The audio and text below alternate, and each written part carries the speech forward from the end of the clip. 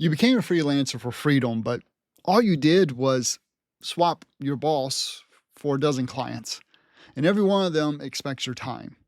The problem is not your clients. No, instead, the problem is the way that you're working.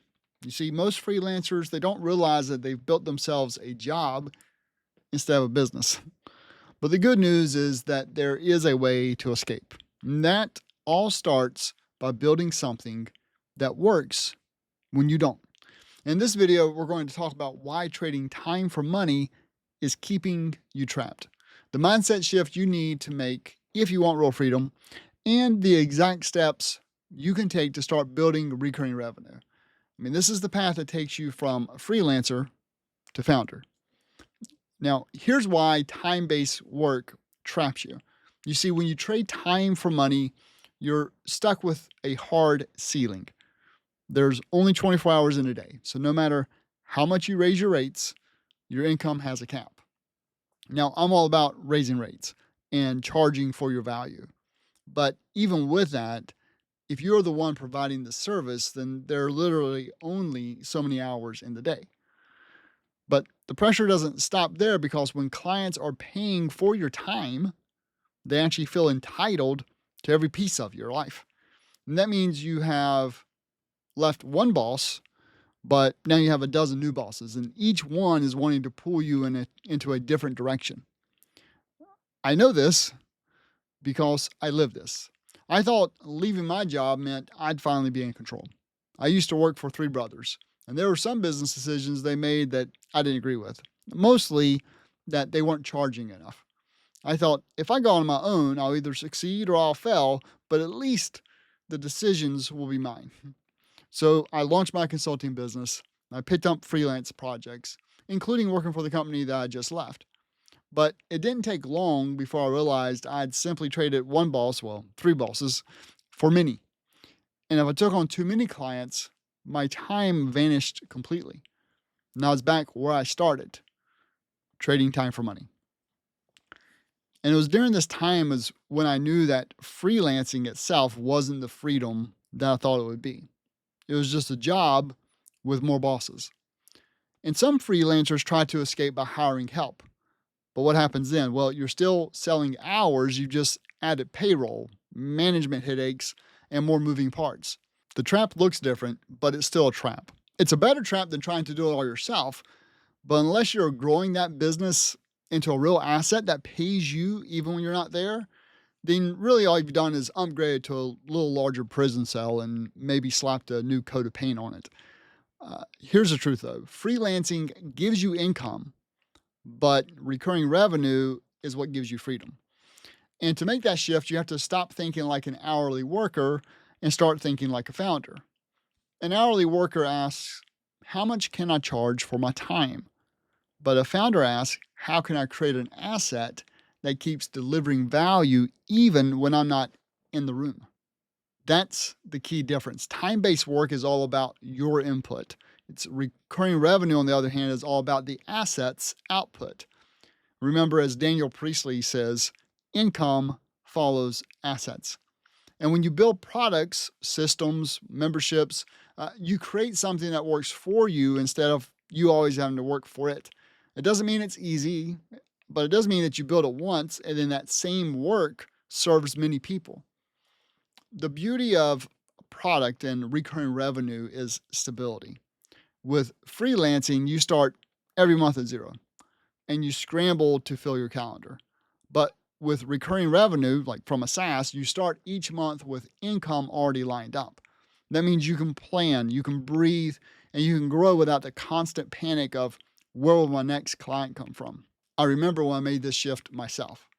After realizing I was trapped trading time for money, I launched Learn HoloLens, this membership site for developers around augmented reality software development. Instead of selling custom software projects, I started selling knowledge. The content I created once could serve dozens and ideally even thousands. That was my first taste of recurring revenue. Now, here's the thing though. I still made mistakes.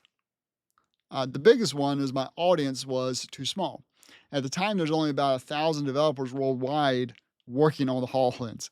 So I was selling a good product, but I was selling it basically to the wrong audience and definitely at the wrong price point. Instead of selling to individual developers, I should have been selling the training to companies in order to train their developers. But hindsight's 2020, as they say. But even with the struggle of too tiny of a niche, the path was clear to me. You need to stop trading time for money and start creating something once that many people can use.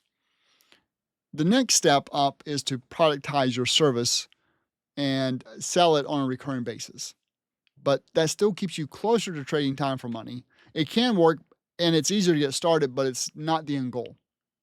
I started an automation agency, but every client I get requires a certain amount of my time because while the service is productized, each client is unique and needs special attention when onboarding. So it's light years ahead of just trading hours for dollars, but it still falls short.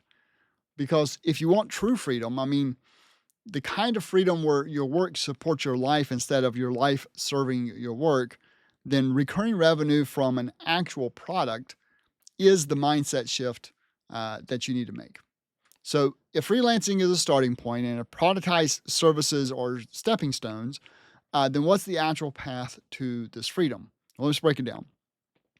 Step one is to look at your service and ask, what parts of this are repeatable? What's the process that you follow again and again for every single client? That's your first clue. Step two is to package that process. Maybe it becomes a template or a membership with some additional support, or maybe it's a tool that helps people get the same results without needing you in the room every time. This is where your knowledge starts turning into an asset. Step three is to take it further. The ultimate freedom comes from building actual products. A product can scale without adding more hours, without adding more payroll, and without adding more stress. Products are assets that work when you don't. Now, don't get me wrong, the path is definitely not instant.